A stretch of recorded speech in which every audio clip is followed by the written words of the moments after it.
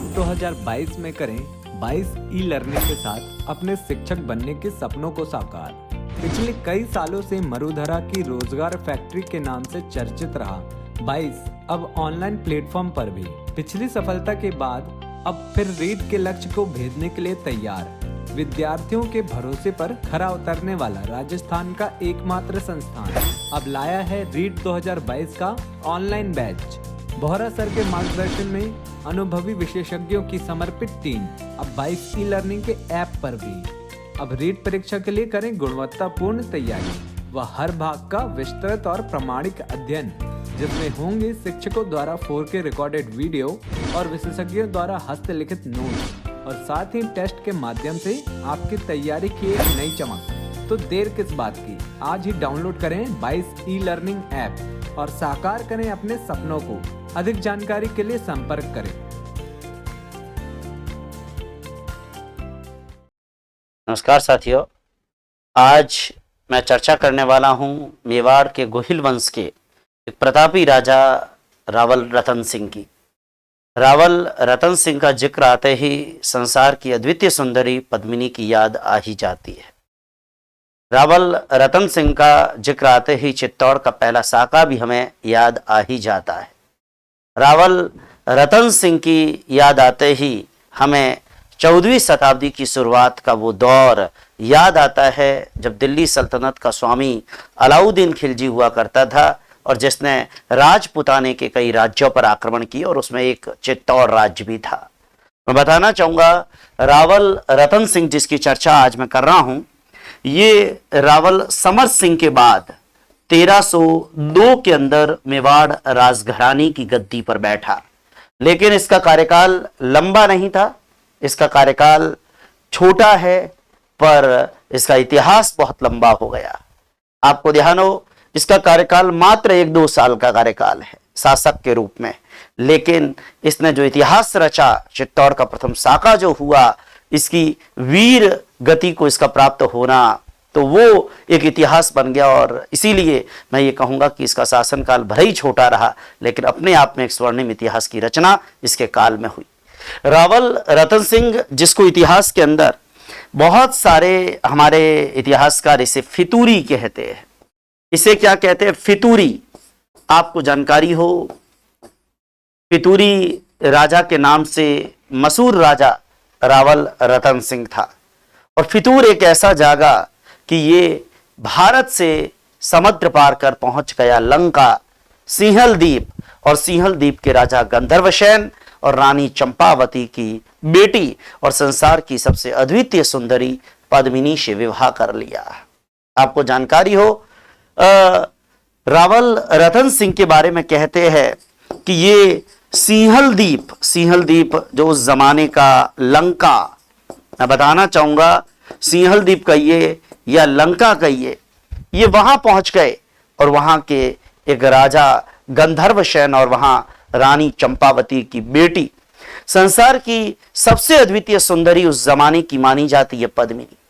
पद्मिनी के बारे में, उसके सौंदर्य का वर्णन करने वाले साहित्यकारों ने जब उसके सौंदर्य का वर्णन किया तो बहुत से लोगों ने तो ये कहा कि उसका गला इतना पारदर्शी था कि पान की पीक भी अंदर जाए ना तो गले से बिल्कुल दिखती थी कि पान की पीक अंदर जा रही है। पद्मिनी कहिए, पद्मावती कहिए, देखिए ये पद्मिनी संसार की अद्वितीय सुंदरी।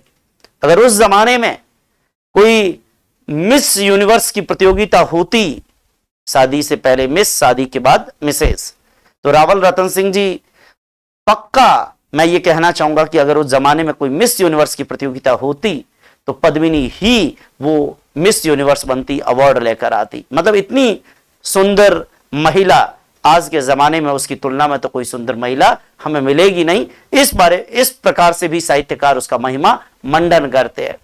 मैं बताना चाहूंगा कि सिंहल द्वीप लंका के राजा गंधर्वसेन और वहां की रानी चंपावती, राजा गंधर्वसेन और रानी चंपावती, कहते हैं कि सिंहल द्वीप के राजा गंधर्वसेन और रानी चंपावती की पुत्री पद्मिनी से, पद्मिनी कहिए, मलिक मोहम्मद जायसी का ग्रंथ है ना पद्मावत, तो पद्मावत में पद्मावती कहा गया, तो पद्मिनी या पद्मावती से रावल रतन सिंह ने विवाह कर लिया।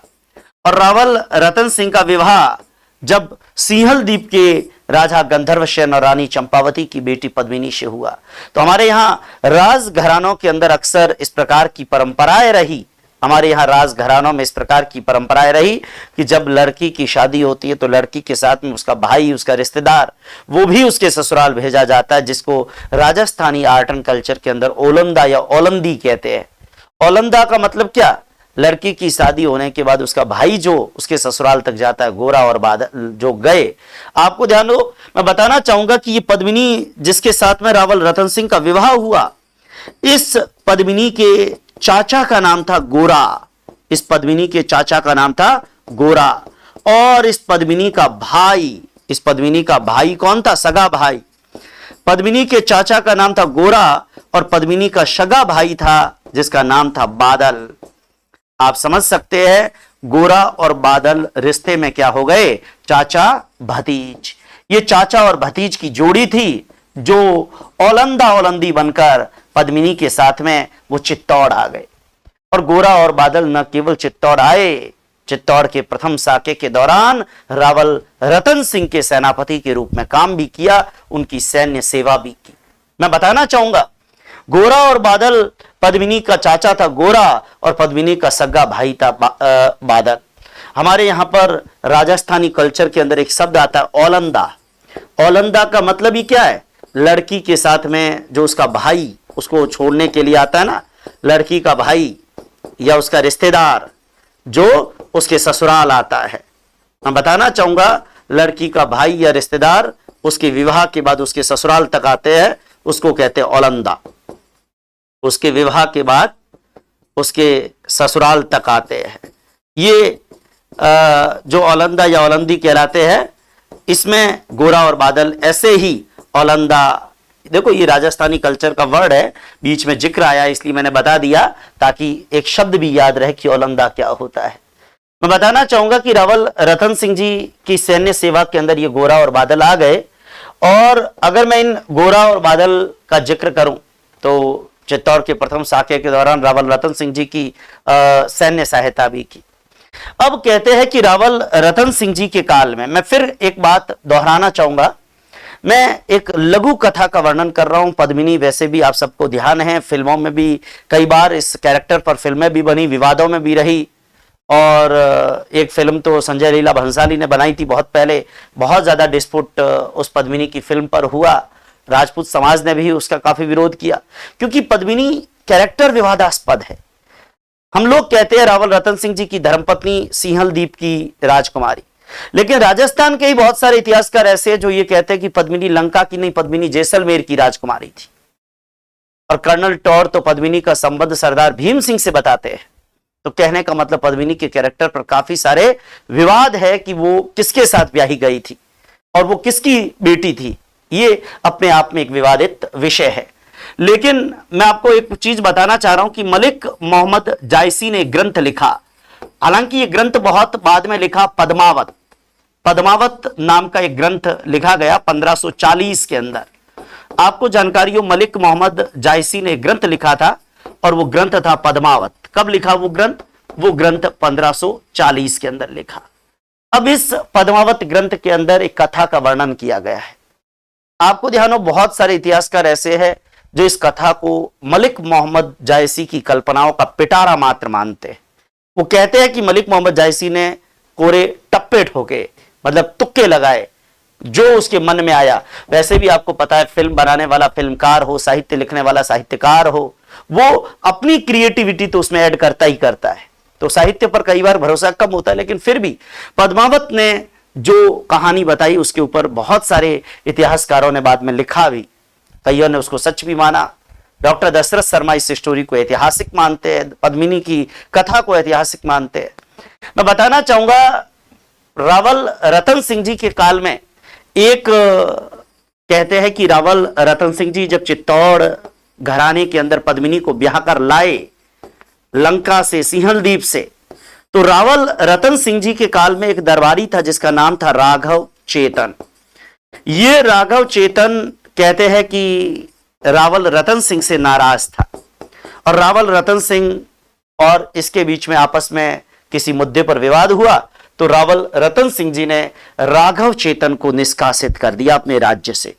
ये राघव चेतन किसके पास गया? ये राघव चेतन अलाउद्दीन खिलजी के दरबार में गया। किसके दरबार में गया? ये दिल्ली सल्तनत के शासक अलाउद्दीन खिलजी के दरबार में गया और दिल्ली सल्तनत के शासक अलाउद्दीन खिलजी के दरबार में जाकर क्या कहता है? सबसे पहले तो सुल्तान को नमस्कार, सुल्तान को खम्मा घणी, ये चित्तौड़ का एक ज्योतिष आया है राघव चेतन और उसकी तरफ से आपको जो भी आप माने आदाब, सलाम, दुआ सलाम। और फिर अलाउद्दीन खिलजी को क्या कहा कि आपके राज्य के अंदर सब कुछ है। अलाउद्दीन खिलजी की तारीफों के पुल बांधने लगा। आपके पास में इतना खजाना है कि भारतवर्ष के किसी राजा के पास में इतना खजाना नहीं है। अलाउद्दीन खिलजी की मुस्कान चौड़ी हो गई, क्योंकि जब कोई तारीफ करता है ना तो दिल से खुशी होती है कि मेरी तारीफ हो रही है। और राजा थे, राजाओं को तो तारीफें पसंद होती थी। आपके पास में इतनी भारी भरकम सेना है जो भारतवर्ष के किसी राजा के पास नहीं है। अलाउद्दीन खिलजी को और खुशी हुई कि भाई मेरे पास में इतनी, आपको ध्यान, अलाउद्दीन खिलजी ने सल्तनत काल में एक स्थायी सेना का, विशाल स्थायी सेना का गठन किया था। तो अलाउद्दीन खिलजी को कहा आपके पास में इतनी विशाल सेना है कि भारतवर्ष के किसी राजा के पास नहीं है। अलाउद्दीन खिलजी की मुस्कान और चौड़ी हो गई, उसको और खुशी हुई। आपके पास में, आपके हरम में एक से बढ़कर एक सुंदर स्त्रियां है जो भारतवर्ष के किसी राजा के पास नहीं है। अलाउद्दीन खिलजी फूल कर कुप्पा हो रहा है। अलाउद्दीन खिलजी की मुस्कान चौड़ी हो रही है। अलाउद्दीन खिलजी खुश हो रहा है क्योंकि उसकी तारीफ हो रही है। लेकिन बाद में जो राघव चेतन ने कहा ना, वो अलाउद्दीन खिलजी के ललाट की भौं को सिकोड़ने वाला था। क्या कहा? राघव चेतन ने कहा आपके पास सब कुछ है, आपके पास भारतवर्ष की विशाल सेना है, आपके हरम में एक से बढ़कर एक महिला है, आपके पास में भारतवर्ष का सबसे ज्यादा खजाना है, आपके पास में कुशल और योग्य सेना नायक है, लेकिन फिर भी आपके पास कुछ भी नहीं है। ये एक लाइन थी जो उसने कही और अलाउद्दीन खिलजी के चेहरे पर जो मुस्कान इतने समय से आ रही थी, मुस्कान गायब हो गई एक ही पल में। और अलाउद्दीन खिलजी ने गुस्से के मुद्दा में पूछा, राघव चेतन ये तुम क्या कह रहे हो? तुम्हारा इरादा क्या है? तुम क्या कहना चाहते हो? राघव चेतन ने कहा माफ करना सुल्तान, लेकिन मैं सच कह रहा हूं, आपके पास सब कुछ है, लेकिन आपके पास संसार की सबसे अद्वितीय सुंदरी नहीं है जो चित्तौड़ के रावल रतन सिंह के पास है। और चित्तौड़ के रावल रतन सिंह के पास संसार की सबसे सुंदरतम महिला पद्मिनी है। इतनी सुंदर कि अगर पान की पीक भी उसके गले से जा रही है ना तो वो दिखती है। इतनी सुंदर महिला, केश इतने लंबे, जुल्फे इतनी लंबी कि अपने आप में जैसे यूं लगता है कि चंद्रमा का जो सारी कलाओं का श्रृंगार वो उसी महिला के अंदर आ रखा है। अलाउद्दीन खिलजी गुस्से से तिलमिलाया और कहा राघव चेतन अगर तेरी बात में सच है तो तुम्हें बताना चाहता हूं कि बहुत जल्दी पद्मिनी भी अलाउद्दीन खिलजी के हरम में होगी, और अगर तुम झूठे हो तो फिर सजा भुगतने के लिए तैयार रहना। राघव चेतन ने कहा बिल्कुल, मैं जो कह रहा हूं सो आने सच कह रहा हूं। और उसके बाद अलाउद्दीन खिलजी ने मानस बनाया चित्तौड़ के ऊपर आक्रमण का। कहते हैं अलाउद्दीन खिलजी के सामने राघव चेतन आया और राघव चेतन ने पद्मिनी की प्रशंसा, पद्मिनी का बखान किसके सामने किया? अलाउद्दीन खिलजी के सामने किया। पद्मिनी का बखान किया अलाउद्दीन खिलजी के सामने। और अब अलाउद्दीन खिलजी चित्तौड़ के ऊपर आक्रमण करता है। मैं बताना चाह रहा हूं अलाउद्दीन खिलजी, देखो इतिहास साके की पुष्टि करता है, इतिहास आक्रमण की पुष्टि करता है, लेकिन ये मैं आपको बताना चाह रहा हूं कि अलाउद्दीन खिलजी ने चित्तौड़ पर आक्रमण किया। उसका एक बड़ा कारण पद्मावत ये कहता है कि राघव चेतन के द्वारा अलाउद्दीन के सामने पद्मिनी के सौंदर्य का वर्णन किया गया। अलाउद्दीन के समक्ष पद्मिनी के सौंदर्य का वर्णन, कहते हैं कि अलाउद्दीन के सामने पद्मिनी की सुंदरता, पद्मिनी के सौंदर्य का बखान राघव चेतन ने किया। उसके बाद अलाउद्दीन खिलजी चित्तौड़ तक आया, अलाउद्दीन खिलजी का आक्रमण हुआ। लेकिन एक बात ध्यान दे, अलाउद्दीन खिलजी ने चित्तौड़ पर आक्रमण तो जनवरी महीने में किया, 8 महीने तक घेरा रहा। अलाउद्दीन खिलजी के बारे में यह कहते हैं कि अलाउद्दीन खिलजी ने चित्तौड़ के ऊपर जो आक्रमण किया वो 28 जनवरी 1303 को किया, रावल रतन सिंह के ऊपर। अलाउद्दीन खिलजी का रावल रतन सिंह, कहते हैं कि अलाउद्दीन खिलजी का रावल रतन सिंह पर जो आक्रमण हुआ वो 28 जनवरी 1303 को आक्रमण हुआ। 28 जनवरी 1303 कहते हैं कि इस तारीख को अलाउद्दीन खिलजी ने रावल रतन सिंह पर आक्रमण किया। लेकिन चित्तौड़ के साके में अभी इंतजार करना पड़ेगा, क्योंकि लगभग 7 से 8 महीने का घेरा अलाउद्दीन खिलजी का चित्तौड़ के चारों ओर रहा। इस आक्रमण की पुष्टि तो इतिहास भी करता है, लेकिन एक बात ध्यान दे, इतिहास कहानी सच है या झूठी है इसकी पुष्टि नहीं करता। मैं बताना चाहूंगा कि चित्तौड़ के रावल रतन सिंह की बात जब हम करते हैं, चित्तौड़ के राजा रावल रतन सिंह की बात करते हैं, तो अलाउद्दीन खिलजी जब चित्तौड़ पर आक्रमण करने के लिए आया, अलाउद्दीन खिलजी ने रावल रतन सिंह के पास में प्रस्ताव भिजवाया।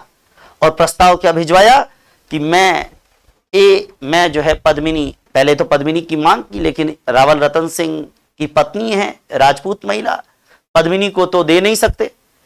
अलाउद्दीन खिलजी ने सोचा कि राघव चेतन सच है या झूठ, पहले इसकी सत्यता का पता लगाया जाए। मैं एक चीज और कह दूं, कहानी जितनी जगह आप पढ़ेंगे ना, थोड़ा बहुत अलग अलग कलेवर में पढ़ेंगे, क्योंकि कहने वाले सभी अपने अपने तरीके से उस बात को प्रस्तुत करते हैं। मैं बताना चाहूंगा कि रावल रतन सिंह कि रानी पद्मिनी का सच कितना है, सौंदर्य कितना है, कम से कम पहले राघव चेतन का सच तो जाने। अलाउद्दीन खिलजी ने एक प्रस्ताव भिजवाया कि मैं आपकी रानी पद्मिनी को देखना चाहता हूं।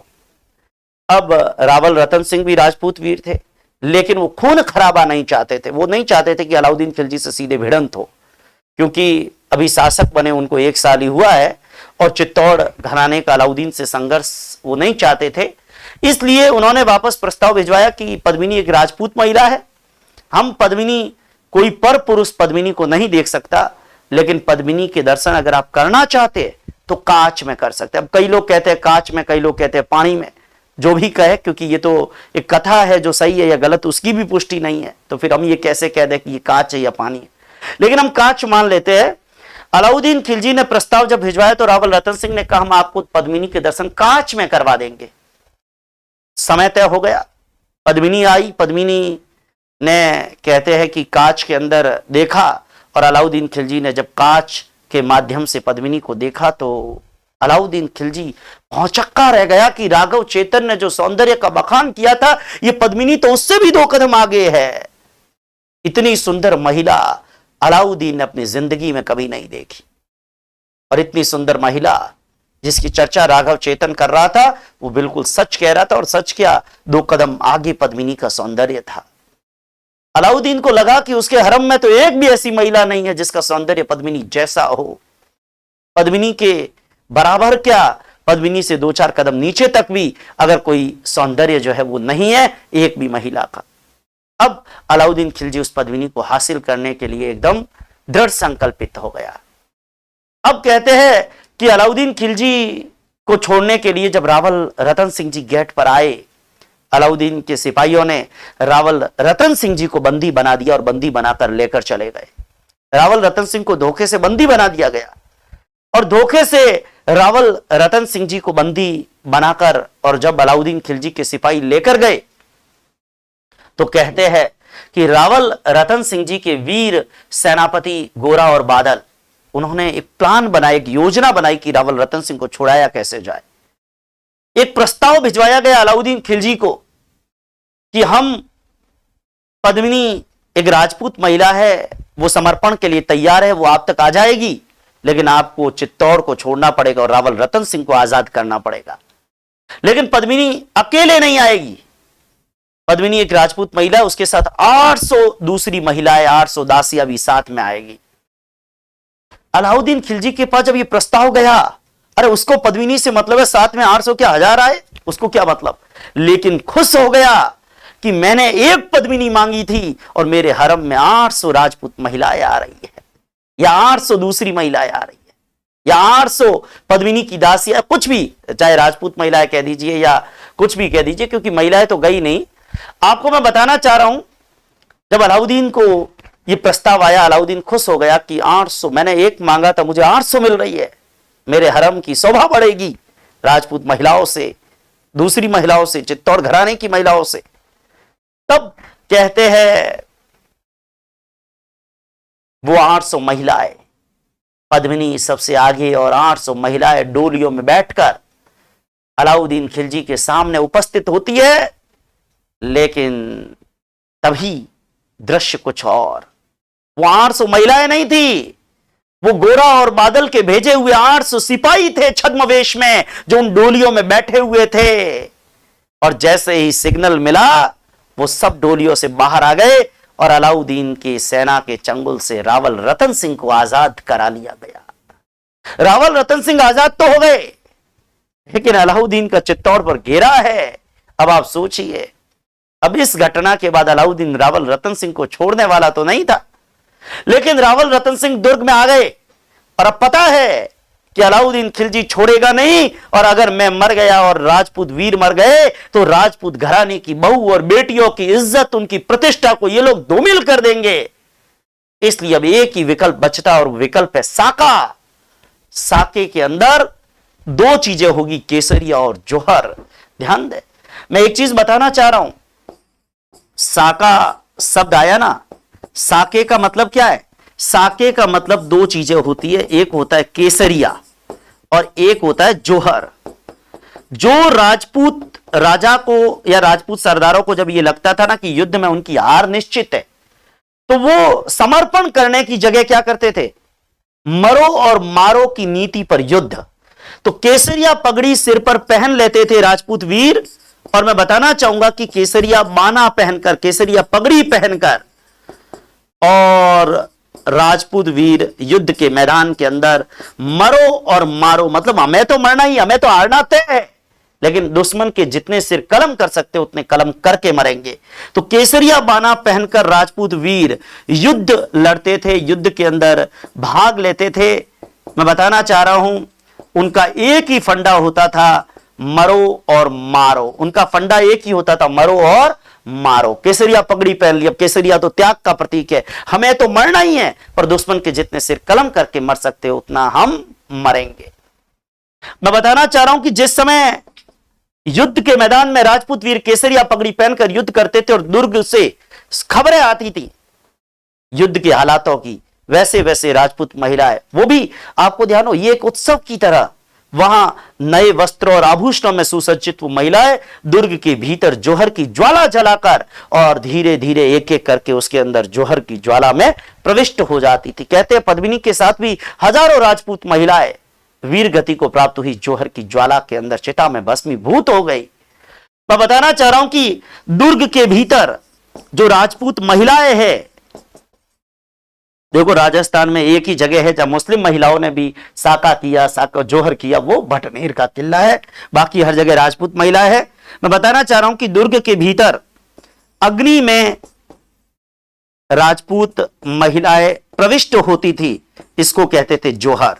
मतलब केसरिया होता था पुरुषों के द्वारा और जौहर होता था महिलाओं के द्वारा।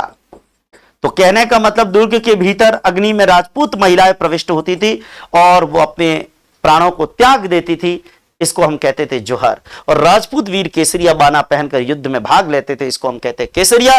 और कहते हैं कि रावल रतन सिंह को जब छुड़ाया गया तो अब रावल रतन सिंह को पता है कि अब अलाउद्दीन छोड़ने वाला है नहीं, हम तो हारेंगे, लेकिन अगर हम हार गए तो पीछे जो बहू बेटी है ना घर की, ये जितने सिपाही है अलाउद्दीन के, ये उनको ले जाएंगे, उनकी इज्जत प्रतिष्ठा धूमिल होगी, और राजपूतों के लिए उनकी इज्जत और प्रतिष्ठा से बढ़कर कुछ भी नहीं। इसलिए उन्होंने फैसला किया अब हम साका करेंगे, पुरुष केसरिया पहनकर युद्ध में जाएंगे और महिलाएं दुर्ग के भीतर जौहर की ज्वाला जलाए। उस समय क्या है, युद्ध से सिपाही बार बार समाचार लेकर दुर्ग के भीतर आते थे। उस समय कोई लाइव टेलीकास्ट था नहीं, यूट्यूब होता तो हम यूट्यूब लाइव लगा देते या सीसीटीवी कैमरे लगा देते कि युद्ध के मैदान का लाइव आंखों देखा हाल, वैसा तो था नहीं। तो सैनिक खबरें लेकर आते रहते थे और दुर्ग के भीतर जौहर की ज्वाला के अंदर महिलाएं प्रविष्ट होती रहती थी। और इस प्रकार से, हालांकि मैं एक चीज बता दूं, अलाउद्दीन खिलजी ने चित्तौड़ के ऊपर जो आक्रमण किया, इस आक्रमण में सबसे बड़ा कारण तो सीधी सी बात है कि वो है पद्मिनी को पाने की इच्छा।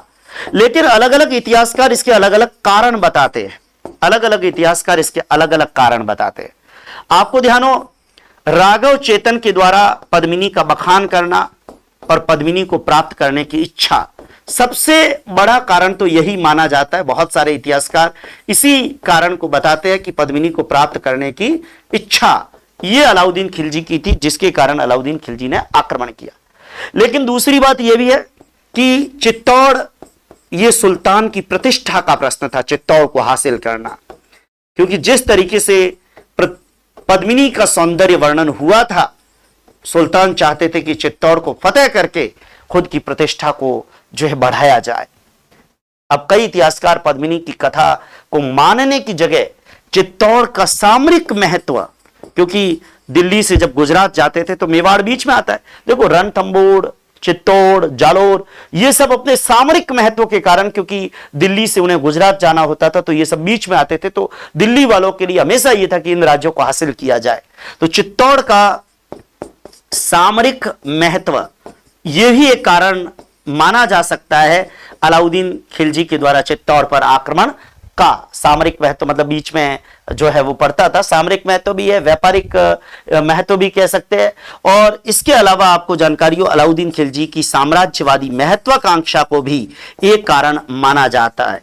अलाउद्दीन की महत्वाकांक्षा, वो क्या चाहता था, अपने साम्राज्य का विस्तार करना, मतलब साम्राज्यवादी महत्वाकांक्षा, साम्राज्यवाद की जो भावना थी, ये मैं कह सकता हूं साम्राज्य का विस्तार करने की जो भावना थी, वो भी अलाउद्दीन खिलजी को चित्तौड़ के ऊपर आक्रमण करने के लिए लेकर आई थी।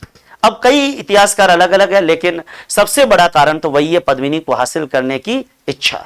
तो आखिरकार साके का निर्णय हो गया, और साके का निर्णय हुआ तो साका, जिसको हम कहते हैं चित्तौड़ का प्रथम साका, जिसको हम क्या कहते हैं, चित्तौड़ का प्रथम साका। अब ध्यान देना, आक्रमण अलाउद्दीन खिलजी के द्वारा किया गया था 28 जनवरी 1303 को, ठीक है, आक्रमण किया गया था 28 जनवरी 1303 को।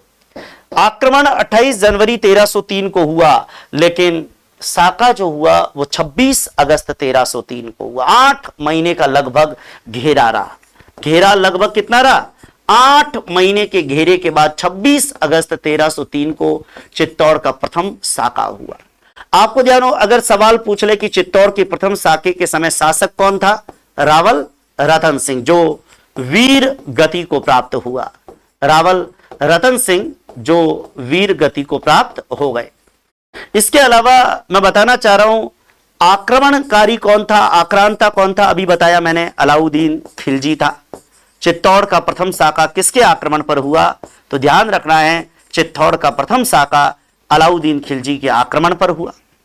और रावल रतन सिंह के सेनापति, आपको जानकारी हो, गोरा और बादल जो पद्मिनी के चाचा और पद्मिनी के भाई थे, वो भी वीर गति को प्राप्त हो गए, वो भी शहीद हो गए। गोरा और बादल भी शहीद हो गए, वीर गति को प्राप्त हो गए, रावल रतन सिंह जी के काम आ गए।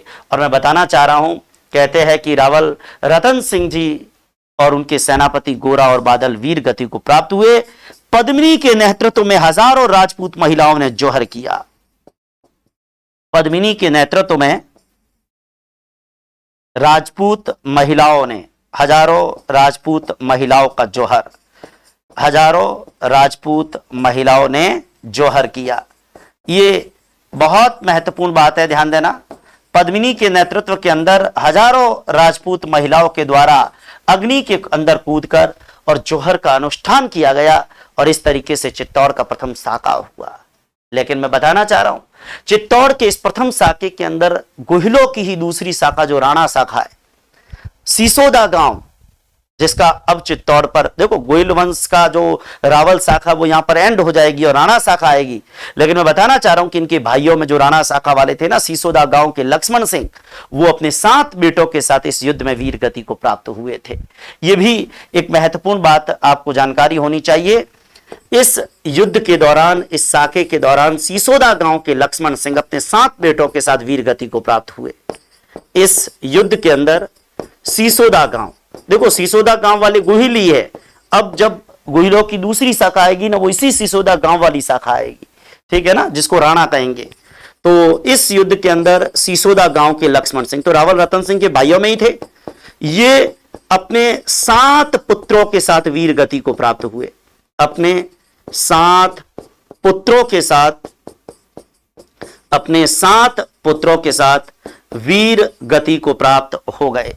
आपको ध्यान हो तो कहते हैं कि सीसोदा गांव के लक्ष्मण सिंह अपने 7 बेटों के साथ युद्ध में वीर गति को प्राप्त हो गए। और इस साके के बाद मैं बताना चाहूंगा कि अलाउद्दीन खिलजी ने चित्तौड़ को जीत लिया। अलाउद्दीन खिलजी विजयी हो गया और उसने ये चित्तौड़ का किला अपने बेटे खिज्र खान को सौंप दिया। और चित्तौड़ का नाम अलाउद्दीन खिलजी ने क्या रख दिया? खिजराबाद। अलाउद्दीन खिलजी ने चित्तौड़ का नाम क्या रख दिया? अलाउद्दीन खिलजी ने चित्तौड़ का नाम रख दिया खिजराबाद। देखो, अलाउद्दीन खिलजी ने चित्तौड़ को जीतने के बाद उसका नाम खिजराबाद रखा, जालोर को जीतने के बाद उसका नाम जलालाबाद रखा, सिवाना को जीतने के बाद उसका नाम खैराबाद रखा। तो ये चीज अपने को दिमाग के अंदर रखनी है।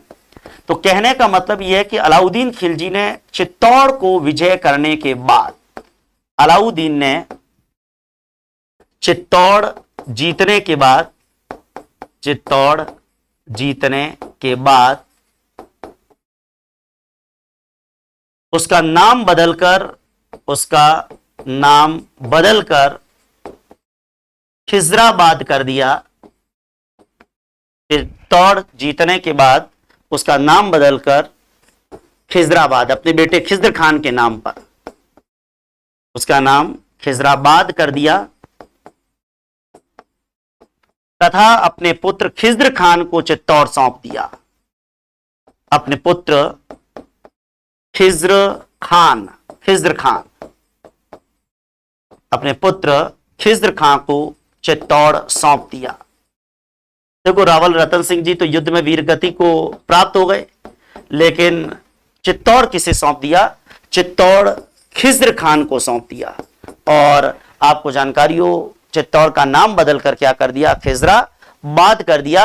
और ये पूरी कहानी मलिक मोहम्मद जायसी के पद्मावत के अंदर हमें देखने को मिल जाएगी। मैं एक बात और बताना चाह रहा हूं कि चित्तौड़ के प्रथम साके के दौरान अलाउद्दीन खिलजी के साथ में अमीर खुसरो भी था। तो इस युद्ध के अंदर आपको जानकारी हो, अलाउद्दीन खिलजी का दरबारी इतिहासकार जो इस युद्ध के समय था, मैं बताना चाहूंगा वो कौन था? अमीर खुसरो। कहते हैं कि अलाउद्दीन खिलजी का दरबारी अमीर खुसरो, भारत में जिसको राष्ट्रवादी कवि के रूप में भी जाना जाता है, भारत में कव्वाली के जन्मदाता के रूप में भी अमीर खुसरो को जानते हैं और चिश्ती संत के रूप में भी अमीर खुसरो को जानते हैं। तो कहते हैं कि इस युद्ध के अंदर कहते हैं कि अलाउद्दीन खिलजी का दरबारी अमीर खुसरो जो इस युद्ध का साक्षी रहा, बताना चाहूंगा अमीर खुसरो ने एक पुस्तक लिखी जिसका नाम था खजाइन उल फुतू। ये खजाइन उल फुतू का मतलब क्या? इसका हिंदी अर्थ होता है विजय का खजाना, जीत का खजाना। तो खजाइन उल फुतू ये पुस्तक है जो अमीर खुसरो ने लिखी, जिसका हिंदी अर्थ होता है विजयों का खजाना। इस पुस्तक के अंदर, खजाइन उल फुतू नाम की पुस्तक के अंदर चित्तौड़ के इस प्रथम साके का विशद वर्णन किया गया है। आपको ध्यान हो, इस पुस्तक में चित्तौड़ के प्रथम साके का विस्तृत वर्णन किया गया है। चित्तौड़ के प्रथम साके का वर्णन इस किताब के अंदर भी किया गया है। लेकिन जो स्टोरी है ना राघव चेतन वाली, वो आपको मिलेगी मलिक मोहम्मद जायसी के ग्रंथ पद्मावत के अंदर। और बहुत सारे इतिहासकार ये कहते हैं कि मलिक मोहम्मद जायसी की कोरी कल्पनाओं का ये पिटारा मात्र था और कुछ भी नहीं था। एक बात मैं आपको और यहां पर बताना चाहूंगा, खिज्र खान को चित्तौड़ का किला सौंप दिया और सीधा सीधा बात है कि खिज्र खान अब चित्तौड़ के हाकिम बन गए। लेकिन यहां पर कुछ मत आपको जानना बहुत जरूरी है परीक्षा के दृष्टिकोण से। एक तो मैं आपको बताना चाह रहा हूं कि पद्मिनी के बारे में बहुत सारी किताबों के अंदर हमें जानकारी मिलेगी। कुछ पुस्तकों के नाम अगर मैं आपको बताऊं तो खजाइनुल फुतूह तो मैंने बताई है। इसी तरीके से एक किताब आती है पद्मिनी चरित, लब्धोदय ने लिखी थी। पद्मिनी चरित, ध्यान दें, पद्मिनी चरित, ये पद्मिनी चरित किसने लिखी थी? ये लब्धोदय ने लिखी थी। लब्धोदय, लब्धोदय ने लिखी थी पद्मिनी चरित। गोरा बादल चौपाई हेमरतन ने लिखी थी। गोरा बादल चौपाई, गोरा बादल चौपाई किसने लिखी? गोरा बादल चौपाई हेमरतन ने लिखी। हेमरतन ने लिखी गोरा बादल चौपाई। इसी तरीके से आपको ध्यान हो, सम्यकत्व कौमुदी तिलक सूरी ने लिखी। सम्यकत्व कौमुदी, सम्यकत्व कौमुदी, सम्यकत्व कौमुदी ये तिलक रतन सूरी ने लिखी। तिलक रतन सूरी, कहते हैं कि तिलक रतन सूरी ने सम्यकत्व कौमुदी नाम की पुस्तक लिखी। तिलक रतन सूरी जिन्होंने सम्यकत्व कौमुदी नाम की किताब लिखी। और मैं बताना चाह रहा हूं कि इस पुस्तक के अंदर यह भी उल्लेख है कि राघव चेतन को बाद में अलाउद्दीन खिलजी ने जो है वो सम्मानित भी किया। राघव चेतन अलाउद्दीन खिलजी द्वारा सम्मानित भी हुए। आपको जानकारी हो, यहां एक महत्वपूर्ण फैक्ट आपको बताना चाह रहा हूं। डॉक्टर दशरथ शर्मा ने पद्मिनी की कथा को ऐतिहासिक माना है। डॉक्टर दशरथ शर्मा राजस्थान के मशहूर इतिहासकार है। डॉक्टर दशरथ शर्मा ने पद्मिनी की कथा को ऐतिहासिक माना है। पद्मिनी की कथा को ऐतिहासिक माना है। देखो, बाकी ज्यादातर लोग ये कहते हैं कि ये कोरी कल्पनाओं का पिटारा है मलिक मोहम्मद जायसी की। और जेम्स टॉड ने सरदार भीम सिंह से पद्मिनी का संबंध बताया है। यह भी एक तथ्य है। जेम्स टॉड ये मानते हैं कि पद्मिनी का संबंध सरदार भीम सिंह से था। पद्मिनी का संबंध सरदार भीम सिंह से माना। देखो, ये अलग अलग मत है। सरदार भीम सिंह से माना, तो कहने का मतलब ये अलग अलग मत है। सरदार भीम सिंह का संबंध पद्मिनी से माना, ये कर्नल टॉड ने। और दशरथ शर्मा पद्मिनी की कहानी को ऐतिहासिक मानते हैं। तो बहुत सारे लोग कहते हैं कि ये केवल जो है मलिक मोहम्मद जायसी की कोरी कल्पनाओं का पिटारा मात्र था। लेकिन एक बात ध्यान दे, मैं बताना चाहूंगा कि ये चित्तौड़ का किला खिज्र खान को मिल गया। लेकिन खिज्र खान को चित्तौड़ का किला तो मिल गया, खिज्र खान को चित्तौड़ का किला तो मिल गया। लेकिन कुछ ही समय बाद आपको जानकारी हो, जालोर के प्रथम साके के बाद 1313 के लगभग कानर देव के छोटे भाई मालदेव मूछाला को चित्तौड़ दे दिया गया। जालोर के प्रथम साके के बाद, ठीक है, कानर देव के छोटे भाई। तो कालांतर के अंदर 1303 में साका हुआ। लगभग 10 साल बाद 1313 ईस्वी में जालोर के सोनगरा चौहान राजकुमार, जालोर के सोनगरा चौहान मालदेव मूछाला, आपको ध्यान हो, जालोर के सोनगरा चौहान राजकुमार कह दो, कानर देव का छोटा भाई था ये। हालांकि जालोर का, देखो, जालोर का शासन तो जालोर के प्रथम साके के बाद खत्म हो गया, इसलिए मालदेव मूछाला जालोर का राजा तो था नहीं। लेकिन जालोर का सोनगरा चौहान राजकुमार जिसका नाम था मालदेव मूछाला, कहते हैं मालदेव मूछाला कहिए चाहे मालदेव चौहान कहिए, मालदेव सोनगरा चौहान, एक वो जोधपुर वाला राठौड़ मालदेव अलग है। मालदेव मूछाला किसका भाई था? ये कानर देव का छोटा भाई था। कानर देव हमने पढ़ा जालोर का साका, तो कानर देव का छोटा भाई जिसका नाम था मालदेव मूछाला, कहते हैं कि 1313 ईस्वी में जालोर के सोनगरा चौहान राजकुमार मालदेव मूछाला को चित्तौड़ का हाकिम बनाया गया। चित्तौड़ का हाकिम, चित्तौड़ का हाकिम मतलब चित्तौड़ का दुर्गाध्यक्ष, ये मालदेव मूछाला को बना दिया गया। मतलब उसका अधिपति कह दो, प्रशासक कह दो, बना दिया। ठीक है, तो आपको ध्यान हो, ये चित्तौड़ कहते हैं कि इसे किसने फतेह किया? अलाउद्दीन खिलजी ने। रावल रतन सिंह से किसने जीता? अलाउद्दीन खिलजी ने। और अलाउद्दीन खिलजी ने जीतकर और ये चित्तौड़ किसको दे दिया? आपको जानकारी हो, अलाउद्दीन खिलजी ने ये चित्तौड़ जीतकर और किसको दे दिया? अपने बेटे खिज्र खान को। और खिज्र खान से ये 1313 के लगभग चित्तौड़ किसको मिला? मालदेव मूछाला को। लेकिन मालदेव मूछाला की मृत्यु के बाद कहते हैं कि चित्तौड़ पर उसका बेटा जयसिंह कह दो या जैसा कह दो, ये चित्तौड़ का दुर्गाध्यक्ष बना। लेकिन इसी जैसा या जयसिंह को हराकर और कहते हैं कि गुहिलों की ही दूसरी शाखा और सीसोदा गांव के एक राजपूत सरदार थे अरी सिंह, जिसका बेटा था जिसका नाम था हमीर। कहते हैं कि उसने वापस इस चित्तौड़ को हासिल कर दिया। तो मैं ये बताना चाहूंगा, बहुत महत्वपूर्ण बात यहां पर आपकी जानकारी में लाना चाहूंगा। मालदेव मूछाला के पुत्र जेसा को हराकर, मालदेव मूछाला के पुत्र जेसा को हराकर, मालदेव मूछाला के पुत्र जेसा को हराकर सिसोदिया हमीर ने, सिसोदिया देखो गुहिलों की ही दूसरी शाखा है सिसोदिया, ठीक है, गुहिलों की ही दूसरी शाखा है। मतलब जो रावल रतन सिंह पर गोहिल वंश खत्म हुआ था ना, उन्हीं के भाइयों में थे राणा शाखा, जिस आपको ध्यान है ना, सिसोदा गांव की स्थापना किसने की थी? राहप ने। क्षेम सिंह के दो पुत्र थे, रण सिंह या करण सिंह, आपने पढ़ा है। रण सिंह या करण सिंह के दो पुत्र थे, क्षेम सिंह जिसके वंशज रावल कहलाए और राहप जिसके वंशज कौन कहलाए? राणा कहलाए। फिर क्षेम सिंह के दो वंशज सामंत सिंह, कुमार सिंह, और वो सारी कहानी तो हम पहले चित्तौड़ के वीडियोस में पढ़ ही चुके हैं।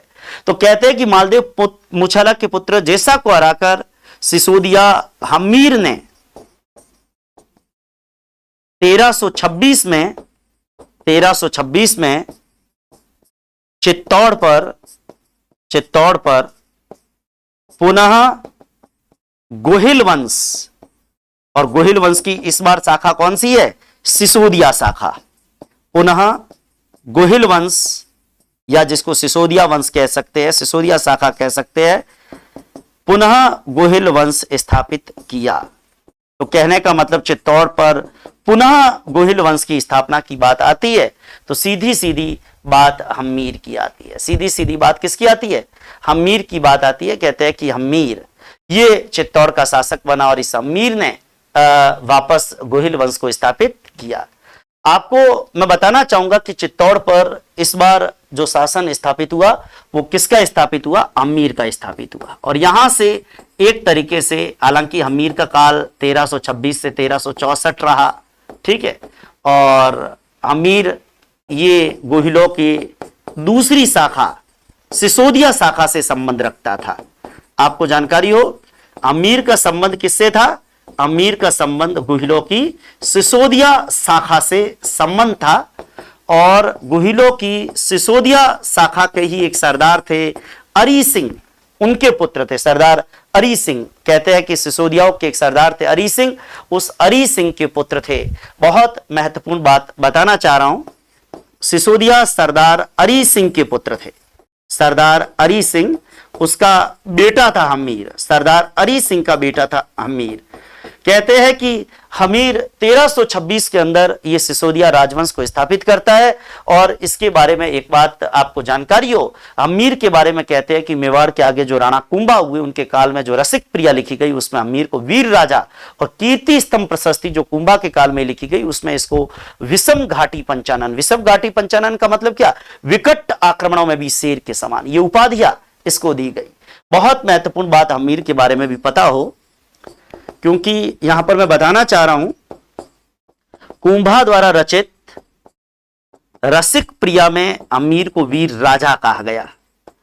बाद में जब हमीर इस वंश का राजा बना, कुंभा राजा बना, तो कुंभा ने एक रसिक प्रिया लिखी थी और उसमें अपने पूर्वज हमीर को क्या कहा गया? हमीर को वीर राजा क्या कहा गया? वीर राजा कहा गया। हमीर को वीर राजा कहा गया।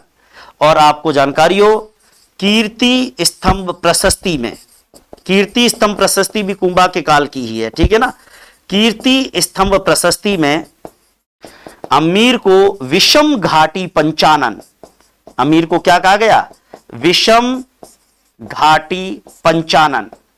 विषम घाटी पंचानन, इसका मतलब होता है विकट आक्रमण में भी सिंह के समान। विकट आक्रमण में भी शेर के समान। विकट आक्रमण में भी शेर के समान अमीर को कहा गया। देखो, मेवाड़ का एक तरीके से उद्धार किया है, नहीं तो गोहिल वंश खत्म ही हो जाता। इसने तो जैसा को हराकर वापस गोहिल वंश को स्थापित किया। तो विषम घाटी पंचानन, विकट आक्रमण में शेर के समान कहा गया। तो कहने का मतलब कीर्ति स्तंभ प्रशस्ति के अंदर अमीर को विषम घाटी पंचानन कहा गया। विषम घाटी पंचानन का मतलब क्या है? विकट आक्रमण में भी शेर के समान। और साथ में रसिक प्रिया के अंदर इसको क्या कहा गया? रसिक प्रिया के अंदर इसको वीर राजा कहा गया। मैं आपको बताना चाह रहा हूं, अमीर के बारे में ये कहते हैं कि इसने मोहम्मद बिन तुगलक के आक्रमण को विफल कर दिया इसके काल में। देखो, अमीर के बाद में दिल्ली सल्तनत के साथ में एक लंबे समय तक स्ट्रगल टल गया, फिर सीधा राणा सांगा के काल में ही सल्तनत काल के शासकों से स्ट्रगल हुआ। लेकिन यहां पर हम देखेंगे कि अमीर के काल में हमें एक तुगलक वंश के राजा का आक्रमण मेवाड़ पर देखने को मिला। तो मोहम्मद, आपको ध्यान हो, मोहम्मद तुगलक, मोहम्मद बिन तुगलक, मोहम्मद बिन तुगलक कहते हैं। मोहम्मद बिन तुगलक, अगर सल्तनत काल पढ़ते हो ना तो ये अपनी योजनाओं के लिए जाना जाता है। कहते हैं कि अमीर ने मोहम्मद बिन तुगलक के आक्रमण को विफल कर दिया। मतलब मोहम्मद बिन तुगलक ने मेवाड़ पर आक्रमण किया था, लेकिन वो सफल नहीं हो पाया। इस अमीर के आगे वो टिक नहीं पाया।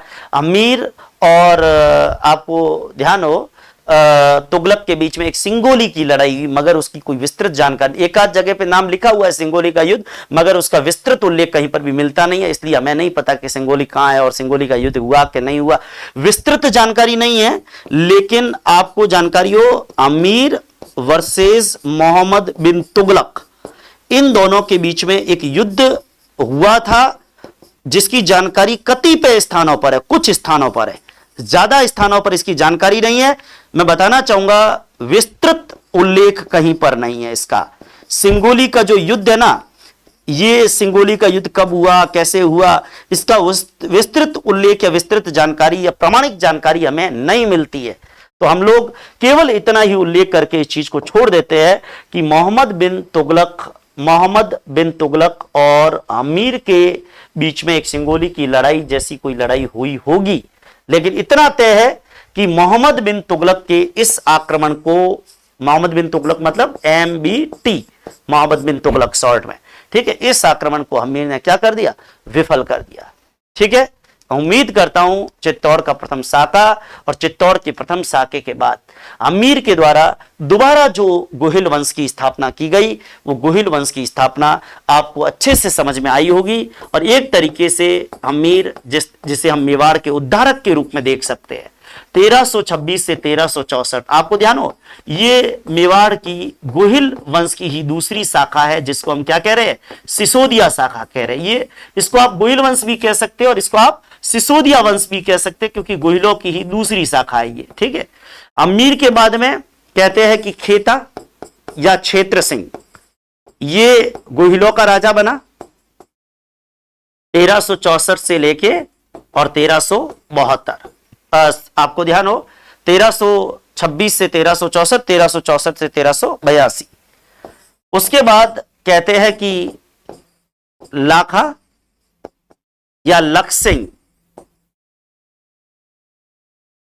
1382 से 1421, फिर 1421 से 1433 मोकल। इस दरमियान कोई दिल्ली सल्तनत के आक्रमण नहीं है, ध्यान दें। फिर राणा कुंभा है 1433 से 1468, और फिर कुंभा के बाद आपको ध्यान हो, कुंभा का बेटा और पितृहंता उदा 1468 से 1472, और उसके बाद रायमल कहते हैं 1472 से लेके और 1509, और रायमल के बाद मेवाड़ का राणा सांगा। यहां से एक पराक्रमी इतिहास, राणा सांगा के बाद एक पराक्रमी इतिहास शुरू हो जाएगा। ठीक है ना, 1509 से 1527 या 1528 तक हम कह सकते हैं। 1527-28, 1528 के जनवरी महीने में तो डेथ हो गई थी, तो कहने का मतलब इस तरीके से ये कहा जा सकता है। तो ये फिर मेवाड़ का गोहिल वंश बहुत अच्छे तरीके से जो है वो आगे बढ़ता रहा। तो बहुत बहुत धन्यवाद। जय हिंद।